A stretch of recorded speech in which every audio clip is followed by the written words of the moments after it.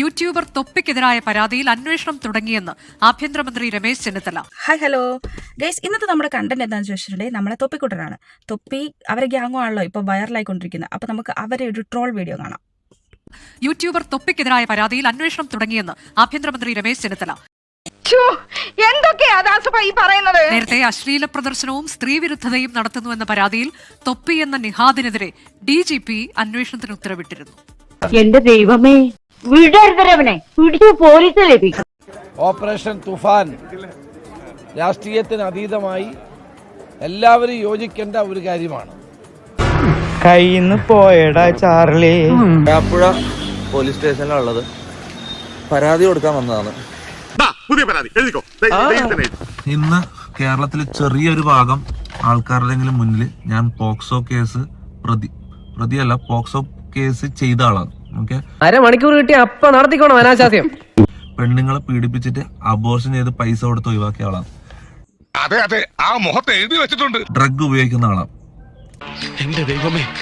കളികൾ direct legally പോകാൻ പോയെന്ന്. ഓക്കെ, കുറച്ച് ഓവർ ആയാലും എല്ലാവരും ശ്രദ്ധിക്കും. നേരെ ജയിലിൽ കയറ്റാം, അത് തന്നെയാണ് ഡയറക്റ്റ് നേരെ ഇമ്മാരെ ജയിലിൽ കയറ്റാന്നുള്ളതിന് ഉദ്ദേശം. ഇവന് ഒരു കുറവില്ല. കേരളത്തിലെ ഗവൺമെന്റിനോടും പോലീസിനോടാണ് ഞാൻ പറയുന്നത്, എല്ലാത്തിനെയും പിടിക്കണം.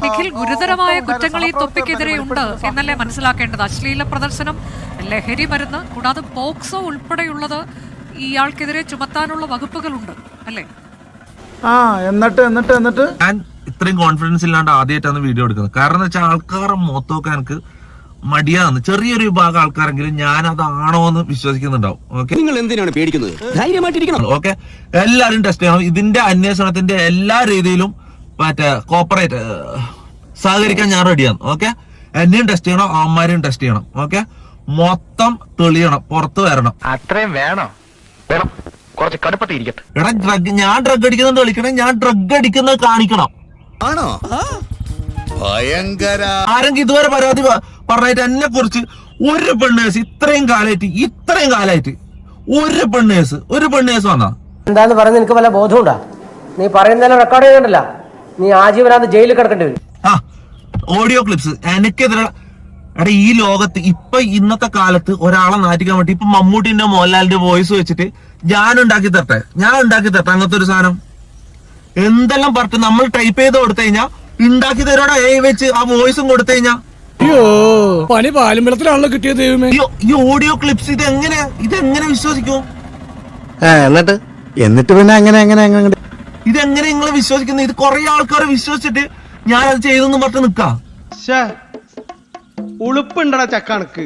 എല്ലാം ഞാൻ തെളിയിക്കും, എല്ലാ എവിഡൻസും ഞാൻ പോലീസിന് കൈമാറും. അവന്മാരെ കയ്യിലുള്ള പോലീസിന് കൈമാറണം. ഫോറൻസിക്കില് ഇട്ട് ടെക്നിക്കലായിട്ടും എല്ലാണ്ടും മൊത്തത്തിൽ ഇതിന്റെ അന്വേഷണം നടത്തണം. കഴിഞ്ഞു ഈ ജന്മത്തിലെ ബന്ധങ്ങൾ മുഴുവൻ.